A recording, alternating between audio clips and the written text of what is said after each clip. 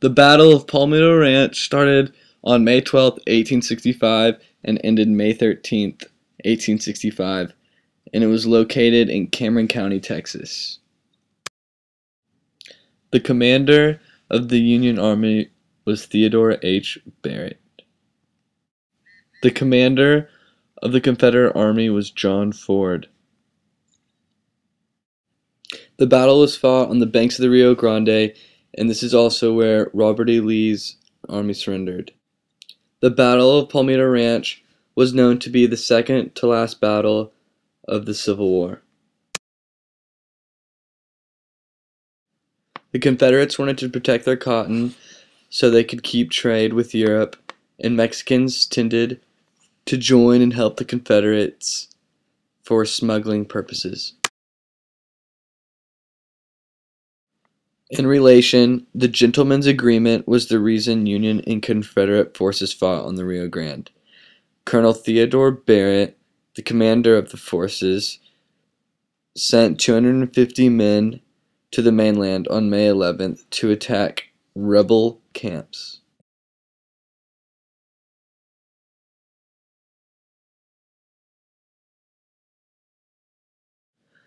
At the point of Isabel, where they were supposed to cross, severe weather would not allow the landing of the troops.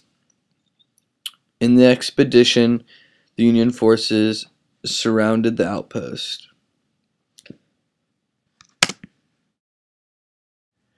At approximately 9 o'clock in the morning, Mexicans on the other side of the Rio Grande informed the Confederates of the Union positions and then took act.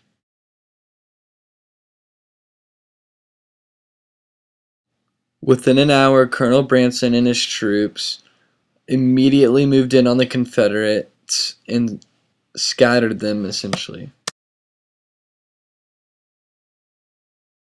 A couple hours after the attack, the Federals torched all the Confederate supplies and waited. A couple hours after the torching of the equipment, Confederate forces appeared, and they threatened the survival of Branson's men. Soon after, Branson ordered a retreat back to White's Ranch.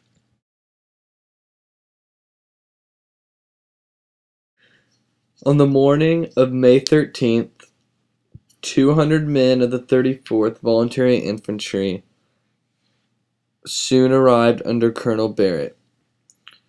He decides to go back to Palmito Ranch and finish torching the supplies. After finishing, they move a couple more miles and are forced into a firefight.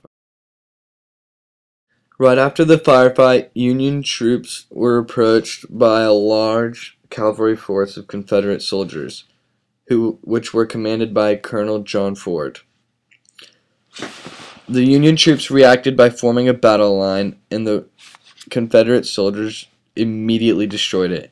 Colonel Barrett then ordered a retreat and was successful.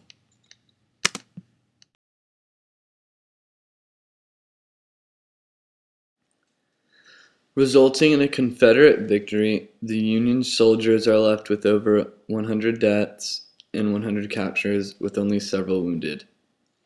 The Confederates are left with only a couple wounded and 0 deaths.